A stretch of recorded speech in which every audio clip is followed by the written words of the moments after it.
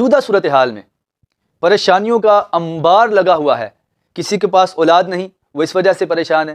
کوئی اپنی زمینوں کو دیکھتے ہوئے بارش کی وجہ سے پریشان ہے. کوئی آمدنی کم ہونے کی وجہ سے کہ فصلوں کی وہ پیداوار نہیں ہے اس کی وجہ سے پریشان ہے. یوں پریشانیوں کا ایک بہت بڑا ہجوم ہمارے ارد گرد جمع ہو چکا ہے. اب اس سے کیسے نکلا جا سکتا ہے؟ آئیے امام حسن بصری رحمۃ اللہ تعالی علیہ سے پوچھتے ہیں، یہ اتنی مشکلات سے، اس پریشانی سے کیسے نکلا جا سکتا ہے؟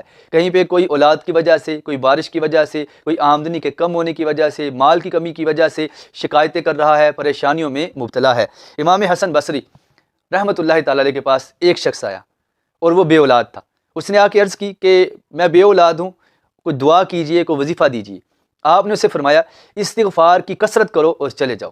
وہ شخص چلا گیا. ایک دوسرا شخص آیا، اس نے کہا جی بارش نہیں ہے، فصلیں خراب ہو رہی ہیں اور آمدنی کم ہوگی. آپ نے فرمایا استغفار کی کثرت کرو. اور پھر اور شخص آیا. تو یوں 4-5 مختلف قسم کے لوگ آئے اور اپنی اپنی شکایات امام حسن بصری کے سامنے رکھی.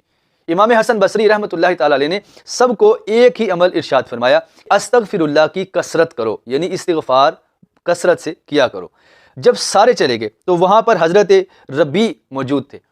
انہوں نے عرض کی کہ اے امام حسن بصری رحمۃ اللہ تعالی علیہ، جب آپ کے پاس ایک شخص آیا، اس نے اولاد نہ ہونے کی شکایت کی تو آپ نے اسے ایک ہی عمل دیا. پھر بارش کی قلت کے لیے لوگ آئے تو آپ نے وہی عمل کہا. پھر فصلوں کی پیداوار کی کمی ہوئی تو آپ نے وہی عمل ارشاد فرمایا. اس کی کیا حکمت ہے؟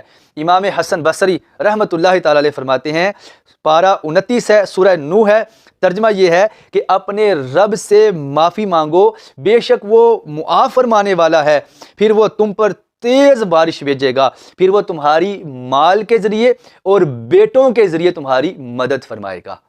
تو اللہ تعالیٰ کی بارگاہ میں کثرت سے استغفار سے ہماری ساری پریشانیاں حل ہو سکتی ہیں. لیکن توجہ کی بات یہ ہے کہ ہمیں کچھ نظر ثانی کرنی ہے اپنے معاملات میں. ہم شیڈول سے تھوڑا سا ہٹ کے اللہ کے ذکر کو اپنی روٹین میں شامل کریں تو انشاءاللہ اس کی برکتیں ضرور ظاہر ہوں گی.